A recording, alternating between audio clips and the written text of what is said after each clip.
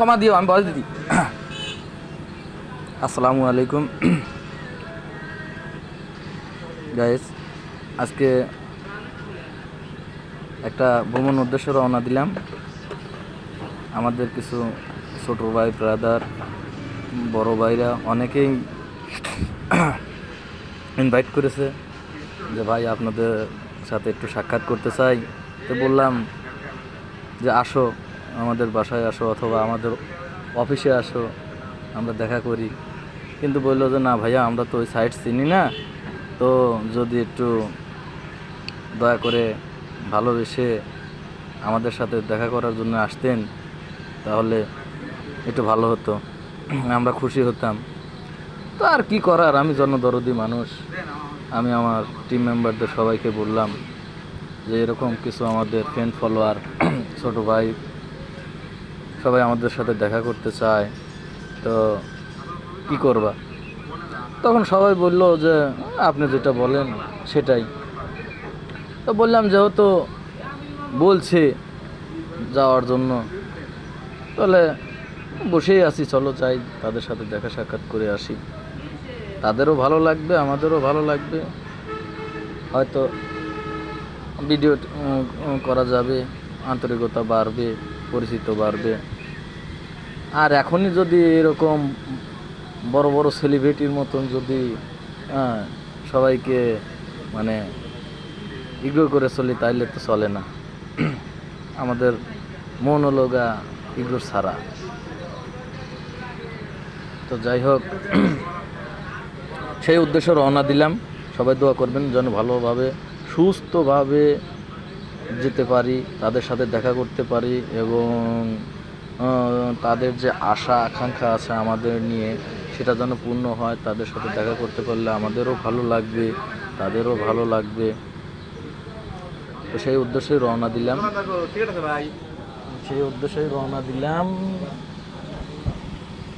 তো যাই হোক রওনা দিলাম। আমি, আমার ছোট ভাই এবং আমার ভাগ্নে। তো রওনা দিতে হলে প্রথমত গাড়িটা বের করলাম। আমাদের গাড়ি নিয়েই, আমার ব্যক্তিগত গাড়ি নিয়েই আমি এখানে ওখানে যাতায়াত করি, আমি অন্য গাড়ি ইউজ করি না। তো সেই উদ্দেশ্যে আমরা এখন যাচ্ছি তেল তোলার উদ্দেশ্যে। গাড়িতে তেল নেই, সেই তেল উঠাবো, তাই পাম্পের দিকে যাচ্ছি। পাম্পে যাব, গাড়িতে তেল উঠাবো, উঠানোর পর আমরা যাব আর কি। যাই হোক, সেই উদ্দেশ্যেই রওনা দিলাম। এখন সম্ভবত 10টা, 10:30 বাজে। তো এখন আমরা যেই জায়গায় যাব সেটা হলো উল্লাপাড়াতে। ওখানে একটা রেস্টুরেন্টে দেখা করবে সবাই, আমরা সেই উদ্দেশ্যেই রওনা দিয়েছি। তো আমি যেই দিক দিয়ে যাব সেটা হলো আমি যাব দবিরগঞ্জ হয়ে, একটু ব্যাক লাইন দিয়ে দবিরগঞ্জ হয়ে আমাদের কিছু ছোটো ভাই ব্রাদার আছে, সেখানে দেখা করব। দবিরগঞ্জে দেখা করার পর সেখান থেকে যাব আমি কুচিয়ামারা বাজার গিয়ে সেখানে একটু কাজ আছে, সে কাজটা করে তারপরে আমি যাব প্রতাপ বাজারে যাওয়ার কারণটা হলো যে আমার এক বড় ভাই, প্রতিবেশী চাচাতো ভাই, সে 5 দিন আগে একটা গাড়ি কিনেছে, টিভিএস মেট্রো। তো ওখানে একটা বাবু ভাইয়ের শোরুম আছে, সেই শোরুমে কিছু কাগজপাতির ডকুমেন্ট আছে, সেই ডকুমেন্টটা নিয়ে আমি উল্লাপাড়াতে যেহেতু যাচ্ছি, উল্লাপাড়া শোরুম রোপণ শোরুমে গিয়ে আমি সেখানে কাগজগুলো সাবমিট করব, এবং কাগজগুলো দিয়ে আমি গাড়িটার লাইসেন্স বিষয়ে কাজ করব। তো সেই উদ্দেশ্যেই রওনা দিলাম। তো এখানে দেখতে পাচ্ছেন যে আমি যাচ্ছি হলো হরিণচরা থেকে দবিরগঞ্জের উদ্দেশ্যে। এখন আমরা আছি বর্তমানে হরিণচরা বিলের মাঝামাঝি, অর্থাৎ দবিরগঞ্জ ব্রিজের উপরে। তো ভাগ্নেরে বললাম যে যেহেতু স্ট্যান্ড, তো যাই হোক ভাগ্নেরে বললাম যে যেহেতু যাচ্ছি তো তুমি সাইটের ভিডিওটা নাও। তো ভিডিওটা নাও, অনেক কিছুই স্মৃতি হয়ে থাকবে, যেটা চোখে দেখতে পারিনি হয়তো সেটা পরবর্তীতে ভিডিওতে দেখা যাবে। তো ভাগ্নে বললো আচ্ছা ঠিক আছে, আমি ভিডিও করতেছি, দেখা যাক। তো সেই জন্যই ভিডিওটা করা, যে আমি একা দেখলে তো হবে না, পাশাপাশি আমার যে বন্ধু বান্ধব ফ্রেন্ড ফলোয়ার আছে তাদেরও দেখতে হবে। তো যাই হোক, তারপর সেই উদ্দেশ্যেই রওনা দিচ্ছি। এখন আমরা দবিরগঞ্জ বাজার পাওয়া ভাব, দবিরগঞ্জ ব্রিজ ওভারটেক করলাম। তো যাচ্ছি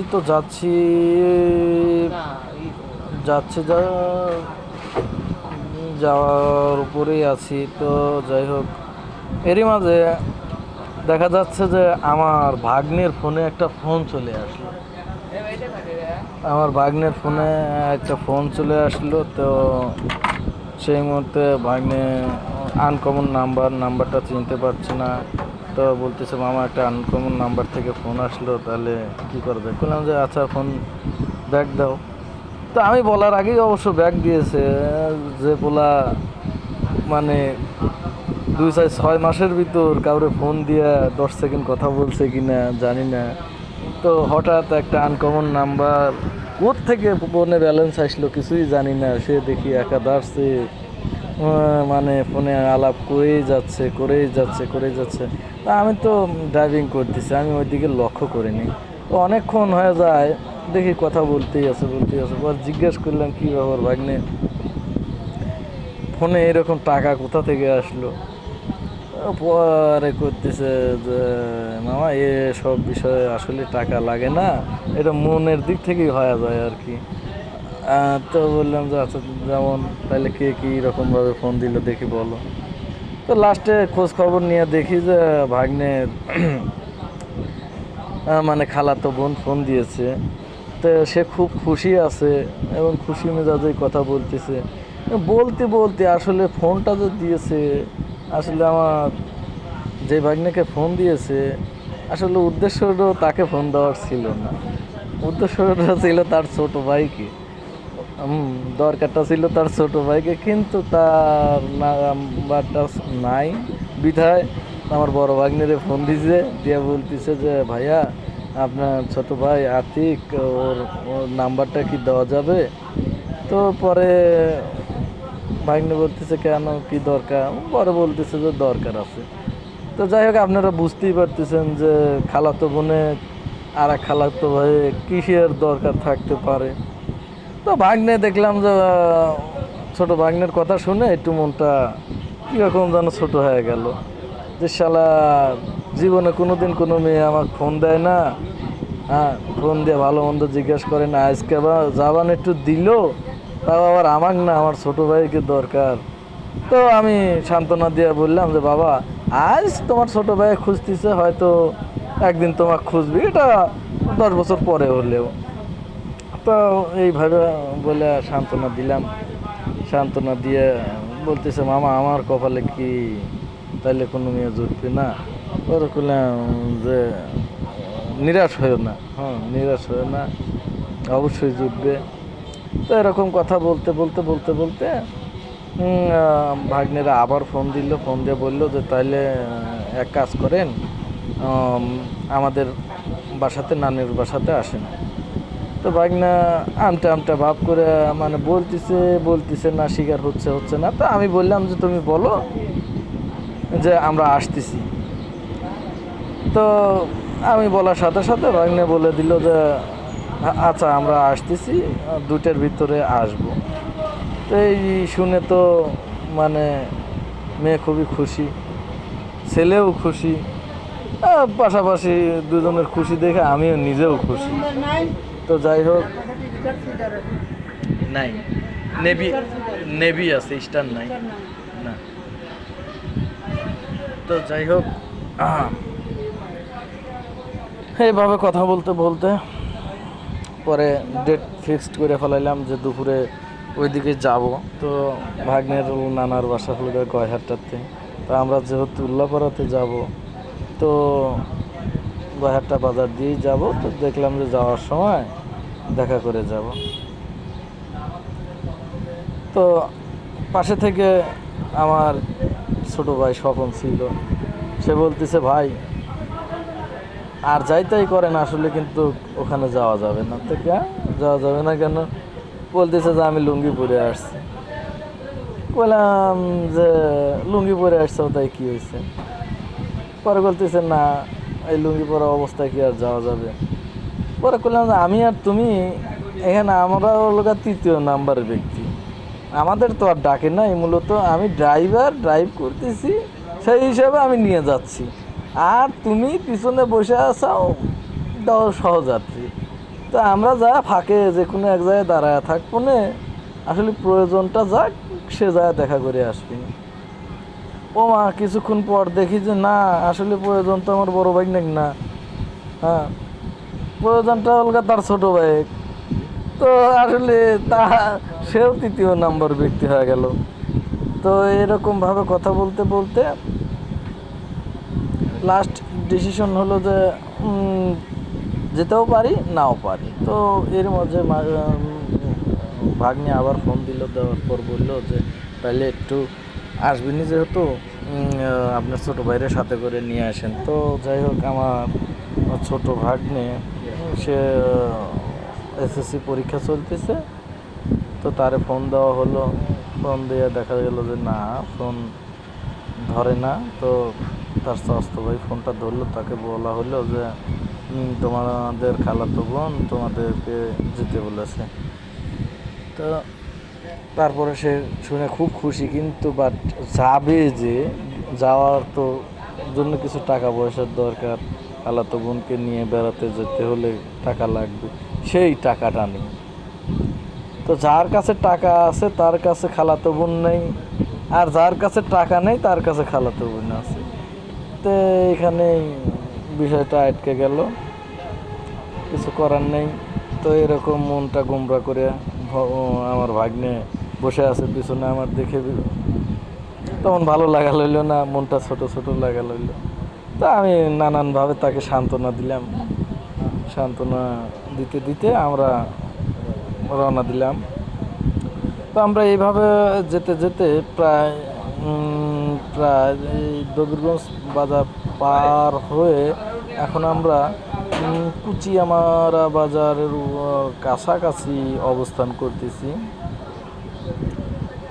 করতেছি এবং একটা স্কুল দেখতে পেলাম। সেখানে অনেক মানে ছোট পোলাপান ছিল, যারা বলছিল হাই ভাই কেমন আছেন, কি অবস্থা, আপনাদের ভিডিও আমরা দেখি, আপনাদের ভিডিও ভালো লাগে, এগিয়ে যান, আমরা পাশে আছি, আমাদের একটু সাপোর্ট করবেন।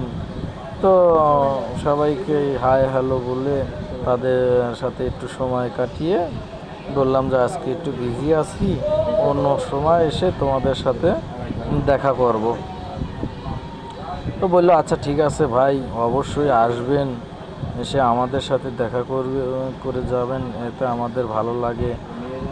আমরা পার্শ্ববর্তী গ্রামের ছোট ভাই ব্রাদার, আপনারা যদি আমাদেরকে একটু সহযোগিতা না করেন তাহলে আমাদের পেজ বা চ্যানেল বড় হবে কিভাবে? তো বললাম যে আচ্ছা ঠিক আছে, তোমরা কাজ চালিয়ে যাও, একদিন সফলতা তোমাদেরও আসবে। তো এইভাবে কথাবার্তা বলে তাদেরকে সান্ত্বনা দিয়ে পাশাপাশি বললাম যে যেটাই করো লেখাপড়াটা ঠিকঠাকভাবে চালিয়ে যেও, সেটা যেন বাদ রেখো না। তো বললো আচ্ছা ঠিক আছে ভাই, লেখাপড়ার পাশাপাশি আমরা ভিডিওতে একটু কাজ করি, তো আমাদের ভিডিওতে ভিউ হয় না। তো বললাম যে এই কাজে ধৈর্য থাকতে হবে, ধৈর্য রেখে সুন্দরভাবে কাজ করে যাও, সফলতা একদিন আসবেই আসবে। তো এইভাবে তাদেরকে সাথে কথাবার্তা বলে সেখান থেকে রওনা দিলাম, কারণ আমাদের জন্য অনেকেই ওয়েট করতেছে। তো রাস্তার ভিতর এক সাইডে কাদা এবং এক সাইডে একটা মিশু গাড়ি ছিল। আমি সাইডে গাড়িটা ব্রেক দিয়ে দাঁড়ালাম, কারণ দেখলাম আর একটা মিশু গাড়ি যেইভাবে আসতেছে রে বাবা, আমি যদি ব্রেক না দিই তাহলে তো আমাকে পুরো উড়িয়ে দেয়। তো চাচারে বললাম যে চাচা এটা কি করলেন? কয় বাবা এটা তো আমার পুরনো অভ্যাস, মানে খুব পালিয়ে আমি ঢুকাইয়া দিই। ঠিক আছে, কইলাম যে বাহ বাহ, ঠিক আছে কাকা, চালিয়ে যান, আপনার মতন আমারও অভ্যাস। তো আপনি খুব দেখলে চালিয়ে দেন আর আমি খুব বানায় নিই, ঠিক আছে। তো এরকম চাচার সাথে কিছুক্ষণ মানে আলাপ আলোচনা করলাম। তো চাচা খুবই রহস্য মানে লোক ছিল, তার সাথে অনেকক্ষণ রহস্য করলাম, ঠাট্টা করলাম, ভালো মন্দ জিজ্ঞেস করলাম। সে জিজ্ঞেস করলো যে বাবা কী ব্যাপার, তোমাদের হাতে ক্যামেরা দেখতে পাচ্ছি, তোমরা কি করতে চাও? পরে বললাম যে কাকা আমরা তো ব্লগ ভিডিও বানাচ্ছি, আপনাদের এই সাইটে আসছিলাম, তো এই সাইট দিয়ে দেখলাম যে আশেপাশের কিছু দৃশ্য আমরা উঠিয়ে নিয়ে যাই, যেটা আমরা মানে আমাদের ফ্রেন্ড ফলোয়ারদের দেখাতে পারবো, বলতে পারবো যে আমাদের এই আশেপাশের গ্রাম অঞ্চল কীরকম, এখানে সৌন্দর্য তারা দেখবে এবং মুগ্ধ হবে, সেই জন্যেই আমরা ভিডিওটা করতেছি। পরে কাকা বলল যে আচ্ছা ঠিক আছে। ওই ফ্রি ফায়ার খুব সাউন্ড আসছে।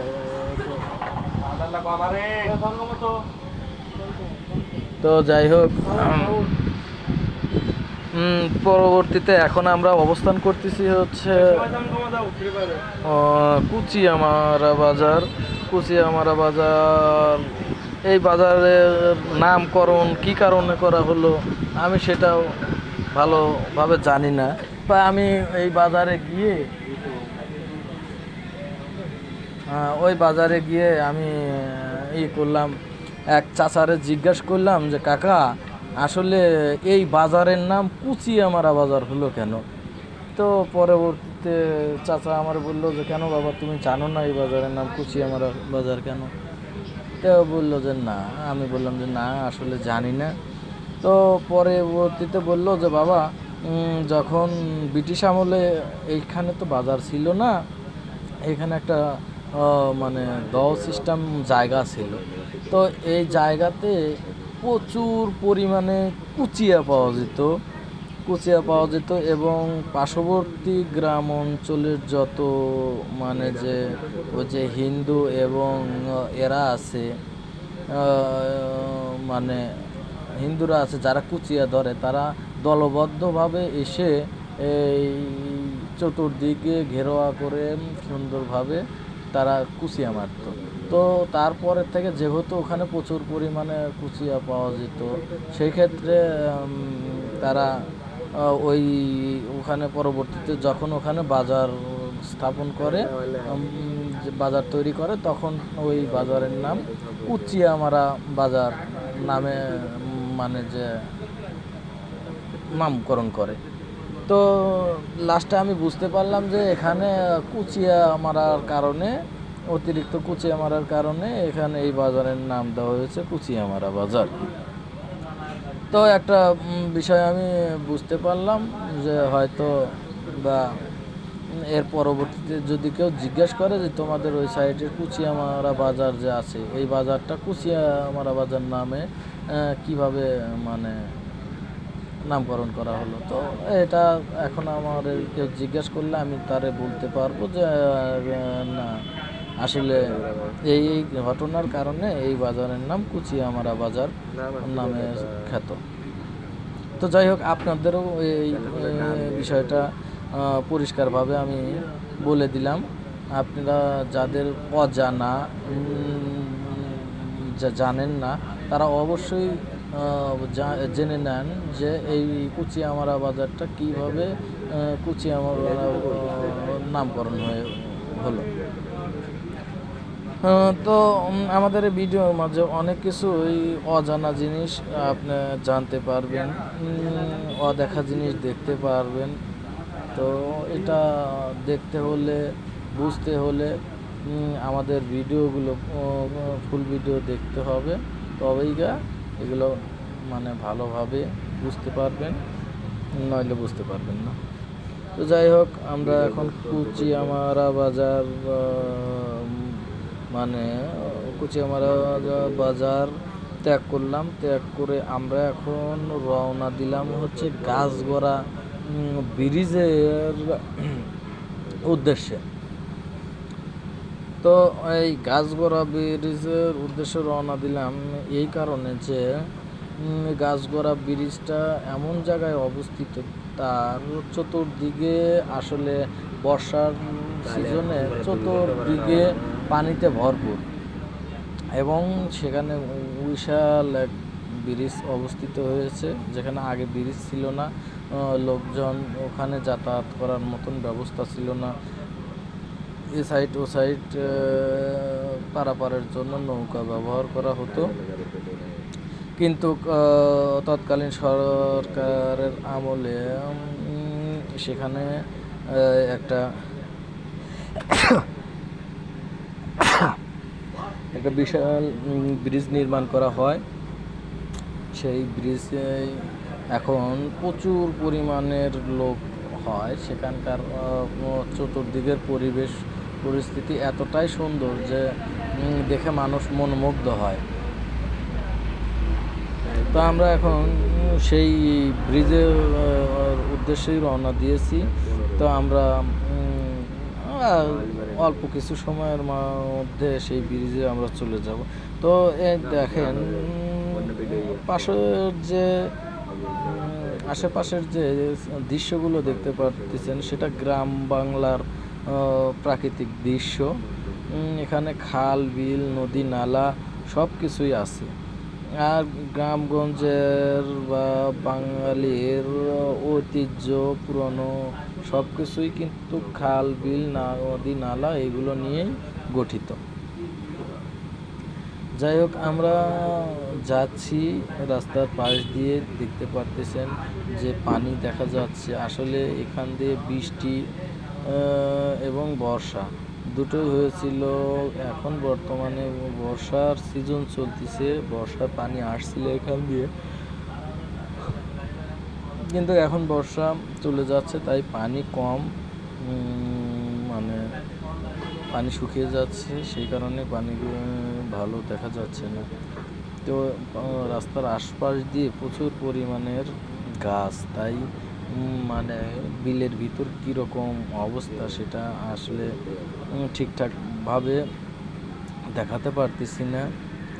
তা আমি গাড়ি চালাতে দেখতে পারতেছেন যে আমি আরপিএমটা ধরে রাখতে পারতেছি না, কারণ আমার হাত ব্যথা হয়ে গেছে। অনেক সময় গাড়ি ড্রাইভিং করছি, মানে কীরকম যেন একটা অস্বস্তি বোধ হচ্ছে। তো এখন আমরা যেহেতু রওনা দিয়েছে, গন্তব্যে যেতেই হবে, কারণ আমাদের জন্য অনেকেই ওয়েট করতেছে। তাদের সাথে দেখা করতে হবে, না হলে ভাববে যে না, এরা ফ্লট, এরা কথা দিয়ে কথা রাখে না। কারণ আপনি যখন একজন ব্যক্তিকে কথা দিয়ে কথা না রাখবেন, তখন তার সাথে মুনাফিকি করা হবে, আর মুনাফিকি করা ঠিক না। এই যে আমার সেইটাই নিয়ে যাচ্ছে, ও দেখেছি ওই ছোটো সেরি এখানে এসে যে পেঁচাল বেড়ে ঠিক গেছে। না হয়, ও হবে, সমস্যা নেই। তো যাই হোক, এটা আমার কথা না, আমি একজনের কথা বললাম আর কি। তো আমরা যেই ব্রিজের কথা বললাম, এটাই সেই মানে গাছগড়া ব্রিজ, এটাই সেই গাছগড়া ব্রিজ। তো আমরা এখন বর্তমানে গাছগড়া ব্রিজের উপর অবস্থান করতেছি। তো একটা জিনিস লক্ষ্য করে দেখতে পারতেছি যে আসলে গাছগড়া ব্রিজে এখন বর্তমানে কোনো লোকজন নেই। কারণ হচ্ছে আমরা এটা মেবি এখন 12:30 থেকে 1টা বাজে। তো এটা দুপুর বেল, তাই এখানে প্রচুর পরিমাণ রোদ এবং গরম, যার কারণে এখানে কোনো লোকজন এখন অবস্থান করতেছে না। এখানে যদি লোকজন দেখতে চান বা আনন্দ করতে চান, ফিল নিতে চান, তাহলে আপনার আসতে হবে মেবি 4টে 4:30-র পর আসলে দেখতে পারবেন যে এখানে প্রচুর পরিমাণে লোক অবস্থান করে এবং এক একজন এক এক রকমভাবে বিনোদন নেয় এবং দেয়। তো যাই হোক, আমরা এখন আছি 3 রাস্তার মোড়। একটা রাস্তা চলে গেছে কুচিয়ামারার দিকে, একটা চলে গেছে ধরাইল বাজারের দিকে এবং অন্য একটা যে আছে ওটা চলে গেছে বিনোদপুরের দিকে। তো আমরা এখন 3 রাস্তার ভিতর কোন রাস্তাটা মানে সিলেক্ট করব সেটা হচ্ছে আমার ভাগ্নে বলতেছে যে মামা আমি এখন আমরা কোন রাস্তায় যাব। তো বললাম যে যেহেতু যাব উল্লাপাড়াতে, তো সেহেতু আমরা এখন বিনায়কপুরের এই নতুন রাস্তা ধরে যাই, তাহলে এটা দিয়েই আমরা ভালোভাবে মানে রাস্তাটা ভালো সেইভাবে যেতে পারবো। তো পরে বললো যে আচ্ছা ঠিক আছে, যেটা গেলে শর্ট এবং সুন্দর রাস্তা হয় আপনি সেই রাতেই রওনা দেন। তো তারপরে আমরা এখন বর্তমানে বিনোদপুরের রাস্তার দিকে রওনা দিলাম। তো এখানে দেখতে পারতেছি যে এই যে বিলের ভিতর এই সাইডে বিলে একটু পানি বেশি আছে, কারণ এখান দিয়ে দোপা বিল এবং গ্রাম, এখান দিয়ে বৃষ্টির পানিতেই বর্ষা হয়ে যায় আর কি বলা যায়। তো যাই হোক, আমরা আশেপাশের সকল দৃশ্য আপনাদের দেখানোর চেষ্টা করতেছি। দেখেন এই যে একটা দেখেন মসজিদ নির্মাণ করতেছে। মসজিদটা আগে এখানে মানে খুবই ছোট্ট একটা মসজিদ ছিল, যেটা ছিল টিনের ঘর, টিনের বেড়া এবং ভাঙাচোরা।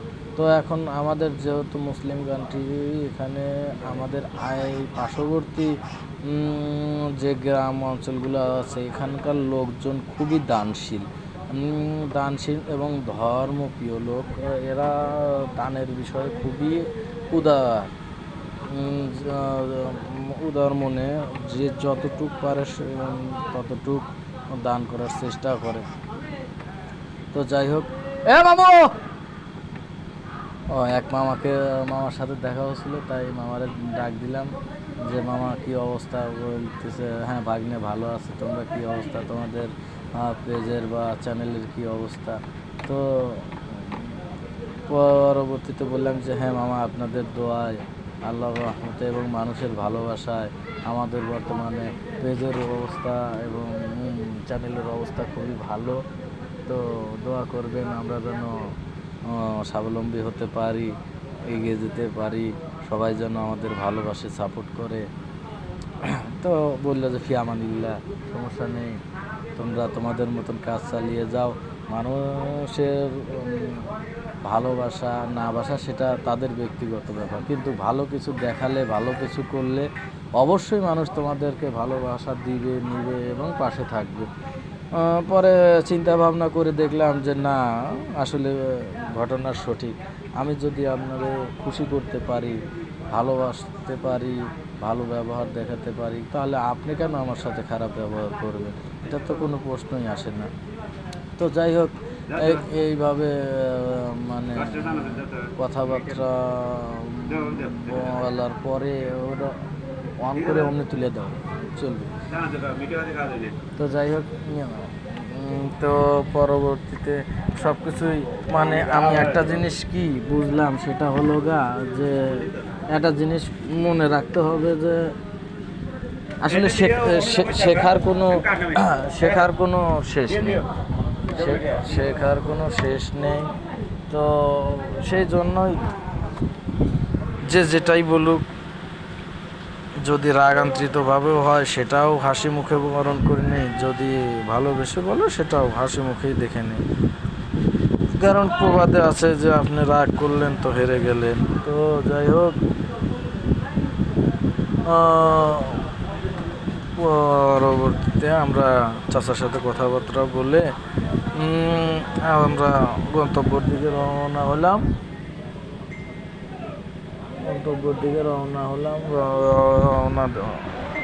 তো আকাশের অবস্থাটা দেখতে পারতেছি যে একটু ঘোলাটে, মেঘলা মেঘলা ভাব। তো যাই হোক, সমস্যা নেই, দেখলাম কপালে যেটা আছে সেটা তো হবেই। তো এখন আমরা একটা বিশাল ব্রিজ পার দিচ্ছি। ব্রিজটা খুবই সুন্দর ছিল এবং চতুর্দিকের পরিবেশটা খুবই ভালো ছিল, দেখার মতন ছিল। তো যদি সময় থাকতো তাহলে দাঁড়িয়ে আশেপাশের চারদিকের পরিবেশটা আপনাদের দেখানোর চেষ্টা করতাম, কিন্তু আসলে হাতে সময় খুবই কম। গন্তব্য থেকে আমাদের সেই ছোট ভাই ব্রাদাররা সবাই ফোন পাড়তেছে যে ভাই আসলে আসতেছেন কি না, আসবেন তো। মানে আসলে ওদের বিশ্বাস হচ্ছে না যে আমরা মানে আসতেছি। তো যাই হোক, পরবর্তীতে আমার এক বড় ভাই পাশে থেকে বলতেছে যে আমার তো শরীরটা দুর্বল, বাড়িতে গিয়ে আমি ভালোভাবে কাজ দেখাবার পারতেছি না, তো আমার একটু পাওয়ারের দরকার। তো পরবর্তীতে মানে পাশের গাড়ির থেকে বলতেছে এরকম কথাবার্তা শুনলাম। তো ভাইজানের জন্য দোয়া করি, ভাইজান পাওয়ারফুল লোক হয়ে যায়, কিছুই করার নাই। আটকে যাইতেছে না যায়, হ্যাঁ আটকে কেন, এত আটকা ঠিক না। তো যাই হোক,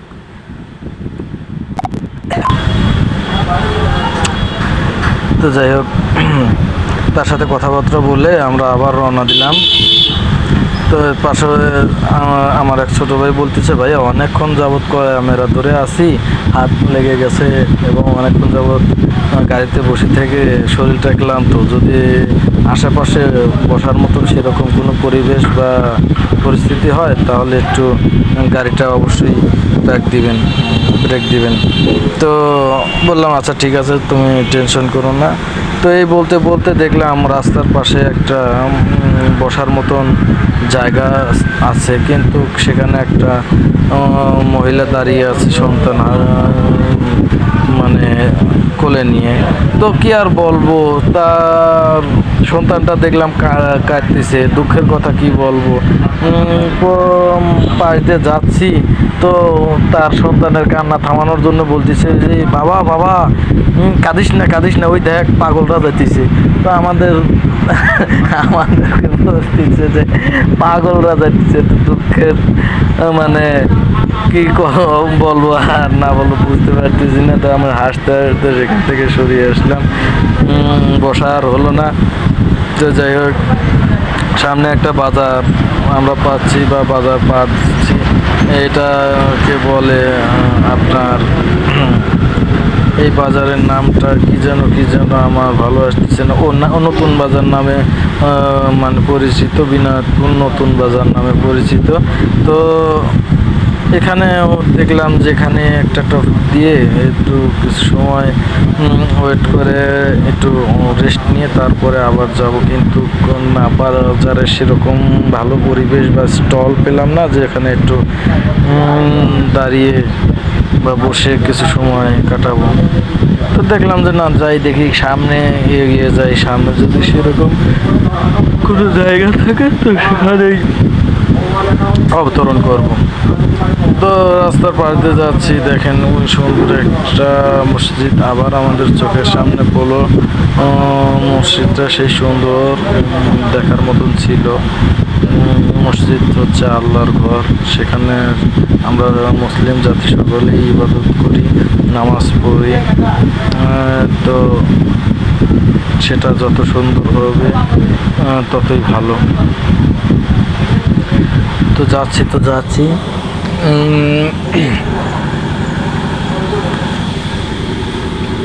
গাড়িতে আসি, পার্শ্ববর্তীতে একটা সিএনজি গেল, যার ভিতর কলা ছিল, কলা দিয়ে ভরপুর ছিল, কিন্তু দেখলাম লক্ষ্য করে সবগুলো কলাই হচ্ছে কাঁচা। এটা নিয়ে যাবে, নিয়ে যাওয়ার পর এটা আমাদের জন্য, আমাদের খাবার জন্য আবার বের করে দিবে। তো যাই হোক, এগুলো সবই ফরমালিন দিয়ে পাকাবে এবং সেগুলো আবার আমাদের খাবার জন্যই রেডি করে দিবে। তো যাই হোক, কিছু করার নেই, একটা কবরস্থান দেখতে পারলাম। কবরস্থান এটা এমন একটা জায়গা যে জায়গায় আমার আপনার সবাইকে আসতে হবে। এই কথার ভিতর কোনো রকমের সন্দেহ নেই। যেইখানেই থাকুক, যেই অবস্থাতেই থাকুক, মৃত্যুর স্বাদ তাকে গ্রহণ করতেই হবে। কারণ হাদিসে আছে কুল্লুন নাসু যায়কাতুল মাউত, মানুষ মাত্রই মরণশীল। তো যাই হোক, যার দেহে প্রাণ আছে তাকে মৃত্যুর স্বাদ গ্রহণ করতেই হবে। তো আমরা কবরস্থান দেখলাম এবং তাদের উদ্দেশ্যে মনে মনে কিছু দোয়া করলাম। আল্লাহ যেন কবরবাসীদেরকে জান্নাতুল ফেরদাউস দান করেন। যাদের কবরে আযাব আছে না, আল্লাহ তাআলা যেন তাদের আযাব মাফ করে দেন। তো কথাবার্তা দোয়া আশীর্বাদ করার পরে আবার রওনা দিলাম। তো যাচ্ছি, এর মাঝে আবার ফোন আসতেছে যে ভাইয়া কত দূর আসলেন আপনারা? আমরা কিন্তু আসলে এসে আপনাদের জন্য অপেক্ষা করতেছি, তো আপনারা আসবেন নাকি? তো বললাম যে ভাইয়া তুমি টেনশন করো না, আমরা যেহেতু কথা দিয়েছি যে আসবো এবং তোমাদের সাথে দেখা করব, তো মনে করো যে এটা কোনো দিনও মিস হবে না, যদি আল্লাহ ভালোভাবে সুস্থভাবে বাঁচায় রাখে এবং গন্তব্য পর্যন্ত তোমাদের পর্যন্ত নিয়ে আসে। তোমাদের সাথে দেখা করার উদ্দেশ্যে সকালবেলা কিছু কাজ ছিল, যেটা হাতের কিছু কাজ ছিল, যেটা রেখেই তোমাদের সাথে দেখা করার উদ্দেশ্যে রওনা দিয়েছি। তো টেনশন করো না, আর কিছু সময় পরেই তোমাদের সাথে দেখা হবে। তো বলতেছে সত্যি ভাইয়া আপনারা যা আসবেন আসলে আমরা বিশ্বাস করতে পারতেছি না। তা পরবর্তীতে বললাম যে না রে ভাই, কথা যেহেতু দিয়েছি আসতে তো হবেই। তুমি টেনশন করো না, কিছু সময় অপেক্ষা করো, অবশ্যই আমাদের সাথে তোমাদের দেখা হবে, আসবো, সময় দেবো এবং ভিডিও করব। তো বলার পর ফোনটা রেখে দিলাম, রেখে দিয়ে আমি আবার ড্রাইভ করা শুরু করলাম। আমি মানে ভাগ্নিরে বললাম যে ভাগ্নে তুমি কি গাড়ি চালাবে? পরে বললো যে না মামা, আমি তো গাড়ি তেমনভাবে চালাতে পারি না, তো এই মুহূর্তে আমার গাড়িটা চালানো ঠিক হবে না, আপনি চালান।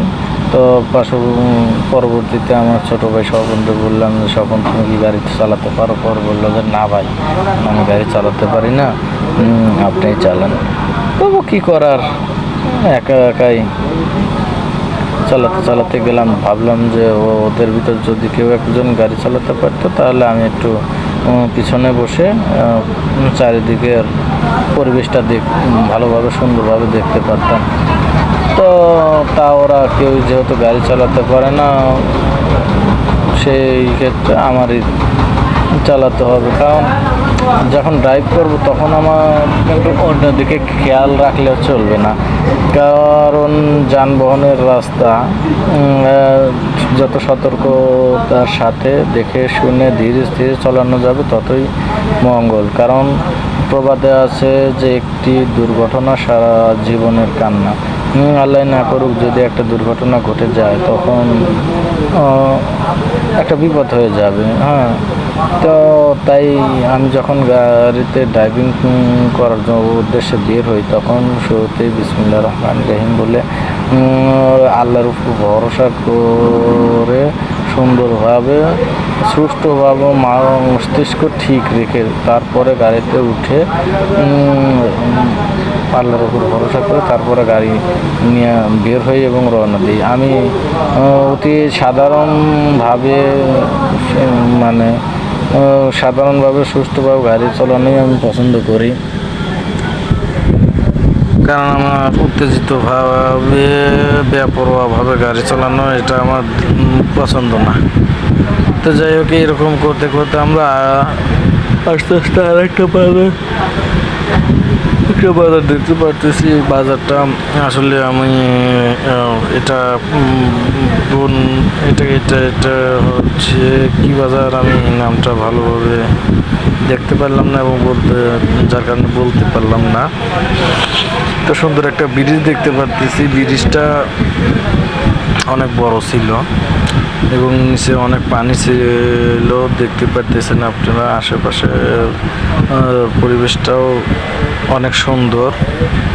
দেখলাম সাইডে একটা বিশাল নৌকা আছে, নৌকাতে করে মাটি নিয়ে আসছে, মাটি নিয়ে এসে সেই মাটি আবার কামড়া দিয়ে নামাচ্ছে এবং সাইডে দিয়ে বেঁধে দিচ্ছে।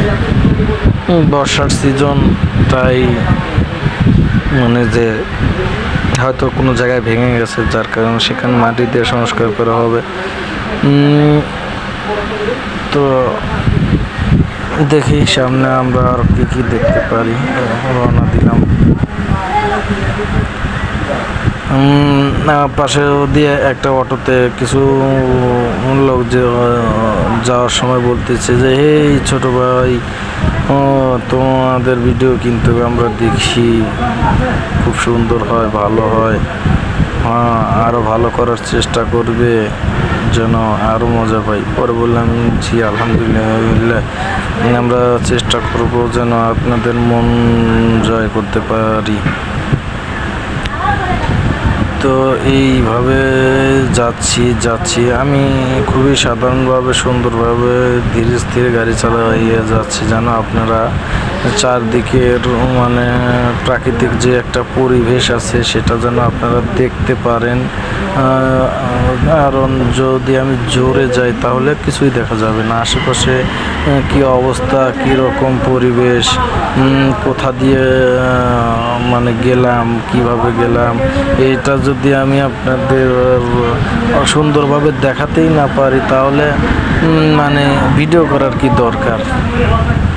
সেই জন্যই আমি আমার নিজস্বভাবে নিজে মানে খুবই ধীরে স্থিরে গাড়ি ড্রাইভ করতে। অসুস্থ শরীরে,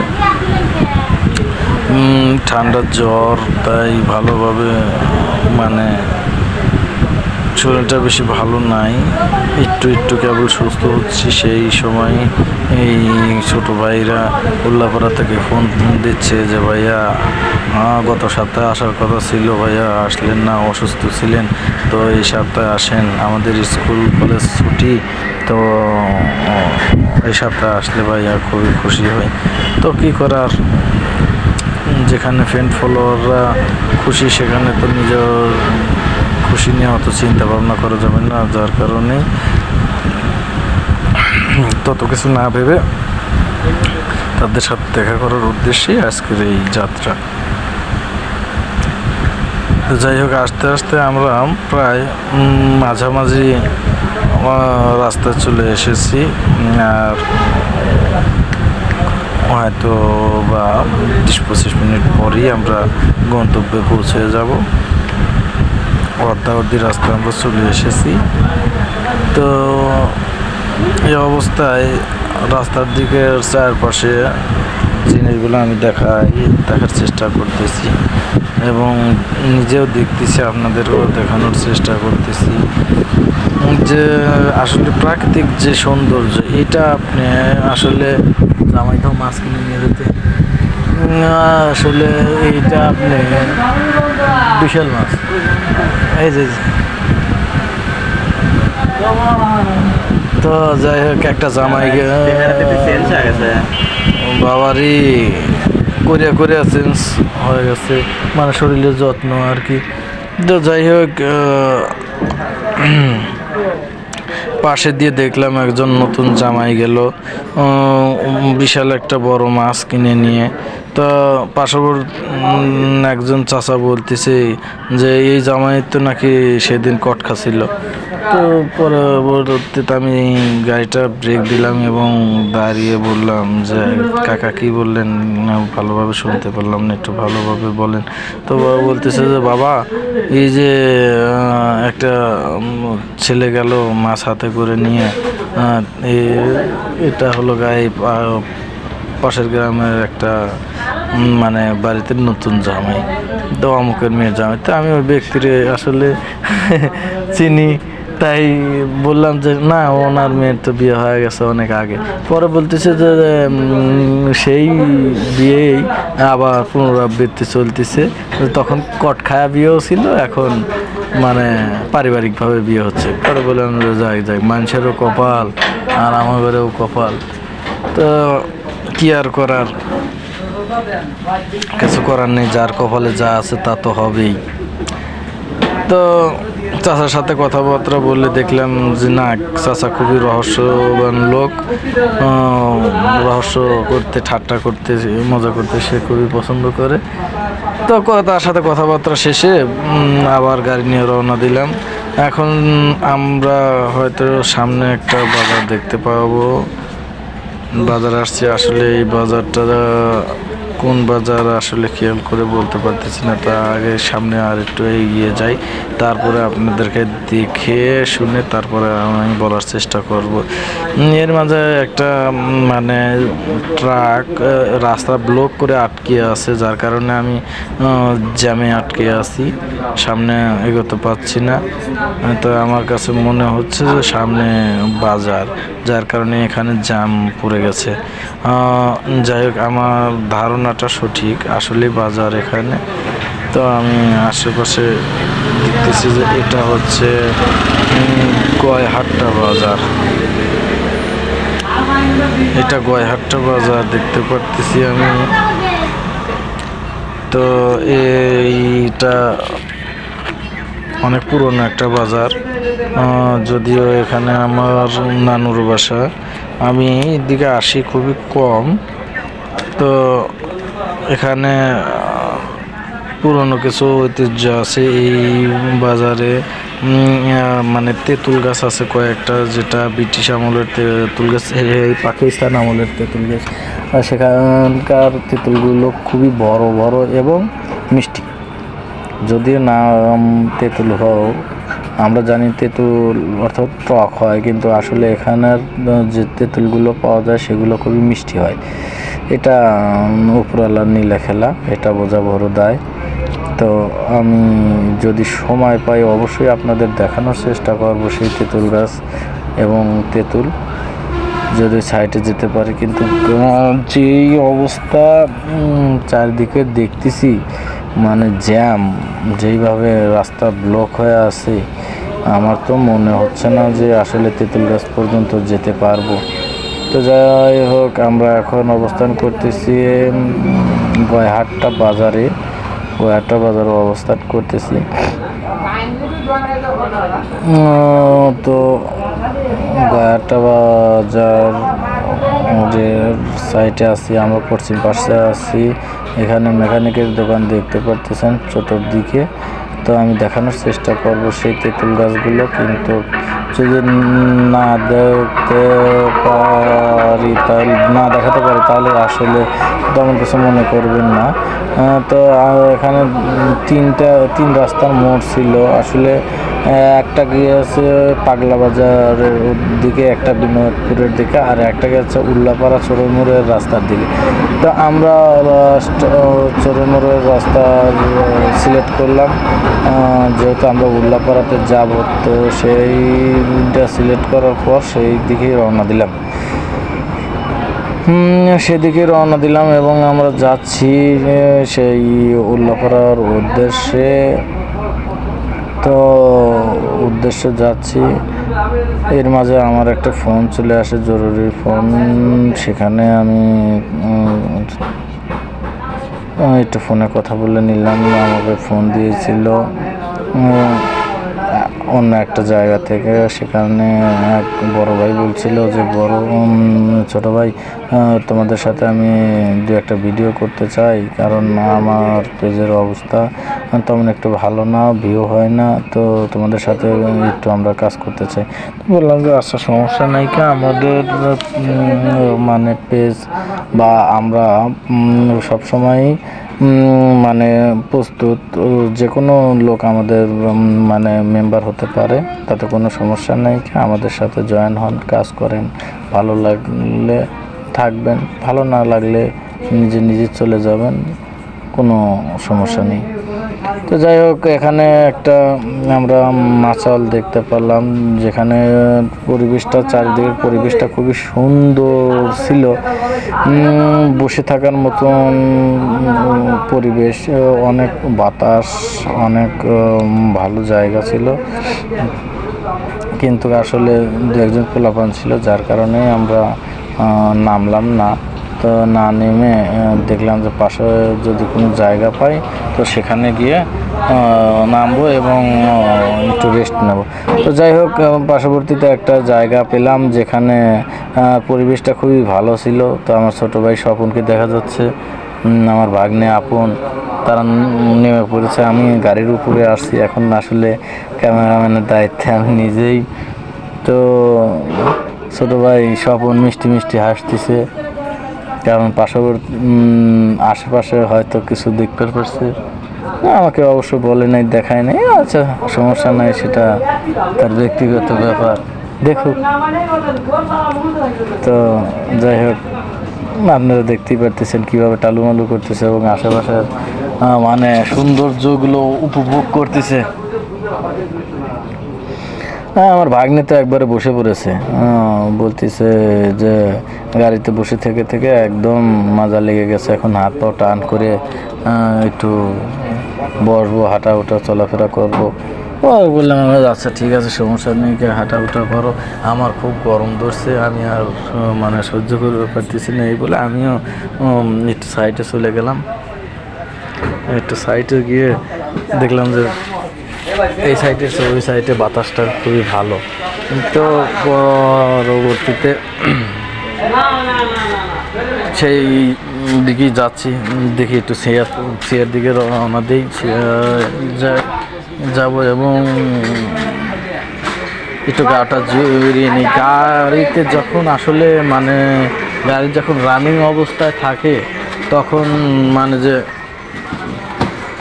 বাতাস গায়ে লাগে, যখন আসলে গাড়িটা ব্রেক দেওয়া যায় তখন আবার ধুম মেরে কীভাবে যেন মানে যে গায়ে গরম চলে আসে। তো সেটাই দেখলাম লক্ষ্য করে। কিন্তু এখন যেখানে আসি আশেপাশে আসলে আমি রাস্তার এক সাইডে দাঁড়িয়ে আছি, রাস্তার একটা সাইডে দাঁড়িয়ে থেকে পাশে দেখলাম যে ভাগ্নে এবং ছোটো ভাই দুটো সুন্দর সুন্দর মেয়ে বসেছিল, তাদের সাথে হাই হ্যালো বলার চেষ্টা করতেছে। তাই বলতেছে, মামা কিছু সময় এখানে একটু ওয়েট করি, কারণ জায়গাটা ভালো, এখানে বাতাস ভালো, আবহাওয়া পরিবেশ সবই ভালো। তো পরে আমি ভাবলাম যে কি ব্যাপার, আমার গায়ে মানে গরম লাগে, বাতাস লাগে না, ওদের গায়ে এরকম বাতাস কোন থেকে এসে লাগতেছে, কীভাবে লাগতেছে। তো পরে আসলে আমি ভালোভাবে এদিকে ওদিকে ঘুরে ফিরে দেখি, ওমা আসলে বাতাসটা তো আসলে বাতাস না, পাশের বাড়িতে এসে জানলা দিয়ে দুইটা গেদি ফুকসি পারতেছে আর ওরা সেটা দেখতেছে। ওদেরকে আবার আরেকটা জিনিস লক্ষ্য করে দেখলাম যে আসলে আমার ভাগ্নে এবং ছোটো ভাইয়ের আগ্রহের চেয়ে মেয়েদের আগ্রহটাই আরও বেশি দেখলাম। ওরাই নিজস্বভাবে নিজেই মানে টাটা দিতেছে, আবার হাই হ্যালো এরকম কিছু বলার চেষ্টা করতেছে। তো পরে আমি এটা দেখেও না দেখার মতন হয়ে রইলাম, যে কারণ ছোটো ভাই এবং ভাগ্নে এরা শরম পাবে। তারপরে আমি আস্তে আস্তে বললাম যে তাহলে আমি কি করব, আমি একটু দূরে দাঁড়িয়ে থাকি, ওরা একটু সুযোগ পাক, দেখা যায় কি করতে পারে। তা আমি একটু ফাঁকে গিয়ে মানে যে দেখতে পারতেছেন যে আমি মাটির দিকে ক্যামেরা দিয়ে আমি একটু হাঁটাহুটো করতেছি ফাঁক দিয়ে। এর মাঝে দেখি যে আমি ফাঁকে থেকে লক্ষ্য করে দেখতেছি যে জানলা দিয়ে এক গেদি বলতেছে যে মানে ইশারা দিয়ে বলতেছে যে নাম্বারটা মানে কি নাম্বারটা কি দেওয়া যাবে, এরকম করে বলতেছে। আমার ছোটো ভাই স্বপন বলতেছে যে কীভাবে মানে নাম্বারটা দেবো। তো লাস্টে দেখলাম ও একটা মেয়ে বের হয়ে আসলো, সাইড থেকে বের হয়ে এসে পাশ দিয়ে গেল এবং ফোনে কথা বলার ওসিলায় সুন্দরভাবে নাম্বারটা বলে দিয়ে গেল। তো যাই হোক, এই যে দুজন খুবই খুশি। নাম্বার পাওয়ার পর ভাগ্নে খুব হাসতেছে এবং ফোন দেওয়ার চেষ্টা করতেছে। আমার ছোটো ভাইও খুবই খুশি, হাস্য করতেছে এবং আমাকে জিজ্ঞাসা করতেছে, ভাইয়া আপনি কি সব কিছু দেখছেন নাকি? পরে বললাম যে না, আসলে ওই আর কি। ভাগ্নে বলতেছে মামা আসলে সবই বুঝছে, কিন্তু আসলে বলতেছে না। বললাম যে বাবারি আসলে এই সময় আমাদেরও ছিল বা আছে, এগুলো আমরা বুঝি। তো কি আর করার, যেহেতু আমি সাথে করে নিয়ে আসি, ওদের খুশি মানে আমারও তো খুশি। তো এইভাবে অনেকক্ষণ আলাপ আলোচনা করলাম। তারপরে দেখলাম যে মেয়ে দুটো আসলে আশপাশ দিয়ে বের হয়ে এসে ওই আমি দেখানোর চেষ্টা করতেছি, কিন্তু আসলে ওইভাবে দেখালে ওরাও শরম পাবে এবং হয়তো মাইন্ড করতে পারে, যার কারণে আমি ভালোভাবে দেখাতে পারতেছি না, দেখানোর চেষ্টা করতেছি। তো এইটা আমার গাড়ি, আমি গাড়িটা রাস্তার একটা সাইডে রেখেছি। অনেক দূর জার্নি করে এসেছি, প্রায় আশেপাশে দিয়ে প্রায় 80 কিলোর মতন রান করে এসেছি। এই যে সাইটের পরিবেশটা খুবই ভালো, মেয়ে দুটো এই সাইটেই গেল। তো পরবর্তীতে ওদের বলতেছি যে চলো, সময় হয়ে গেল, অনেক সময় মানে এখানে ওয়েট করা হয়েছে, ওদের সাথে যাই, চলো দেখা সাক্ষাৎ করি। তো পরে বলতেছে যে দাঁড়া না একটু সময়, 2 মিনিট একটু দেখি তো ওরা এদিকে আসে কি না। তো পরবর্তীতে বললাম যে আচ্ছা ঠিক আছে, 2 মিনিটের তো ব্যাপার না, দেখো যদি হয়ে যায় আর কি। তো এরকম কথাবার্তা বলা শেষে এখন প্রায় লক্ষ্য করে দেখতেছি যে 1:30-2টোর কাছাকাছি টাইম। তো খুবই ক্ষুধা লেগেছে, ভাবতেছি যে যেহেতু উল্লাপাড়াতে যাচ্ছি এবং রেস্টুরেন্টেই দেখা করব, তো ছোটো ভাইদের সাথে দেখা করে ওদেরকে সাথে করে নিয়ে কিছু খাওয়া দাওয়া করে একবারে একসাথে 2 কাজ করে ফিরে আসব। তো এরকম নিয়ত করে মনে মনে নিজেই ধারণা করে রাখলাম। তো আমি বুঝতেছি না যে আসলে এদের মনের ভিতর কি চলতেছে। মানে আমার ছোটো ভাই এবং ভাগ্নের যে আগ্রহ আছে, তাতে তাদের সে মানে যে ওই মেয়ে দুটার আগ্রহ আকাঙ্ক্ষা অনেক বেশি এবং খুবই ট্যালেন্টফুল। তো দেখতেছি যে এরা দুইজন খুবই ভয় পাচ্ছে এবং ইতস্ত বোধ করতেছে, কিন্তু ওরা যে দুইজন এদেরকে সেই আকারে মানে যে সেই আকারে আরে কি বলবো, সেই লেভেলের মানে দুষ্টমি করতেছে এদের সাথে। তো এই তো অবস্থা, তো কি আর করার। এখন যেই যেটা কপালে আছে সেটা হবেই। তো আমার তো মনে হচ্ছে যে এদেরকে আজকে এখানে বিয়ে দিয়ে যেতে হবে, কারণ এরা একদম খুঁটি বেড়ে বসে গেছে, ওঠার কোনো কথাবার্তাই নেই। আমি অনেকক্ষণ যাবৎ বলতেছি যে কী ব্যাপার, কী হলো, না চলো ওঠো যাই, এবার ওঠা উচিত। তো এরকম কথাবার্তা বলতেছি, পরে বলতেছি দাঁড়া আমি আর একটু এরকম বলতে প্রায় 10 মিনিটের মতন এখানে ওয়েট করলাম। অবশেষে আমিও নিজেও বসে পড়লাম যে থাক, ওরাই কতক্ষণ থাকতে পারে, থাক দেখি ওদের কি অবস্থা হয়। এইভাবে আমিও ধৈর্য হারা না হয়ে নিজেই বসে পড়লাম, ওদের সাথেও বসে পড়লাম। বসার পর দেখলাম যে মেয়ে দুটা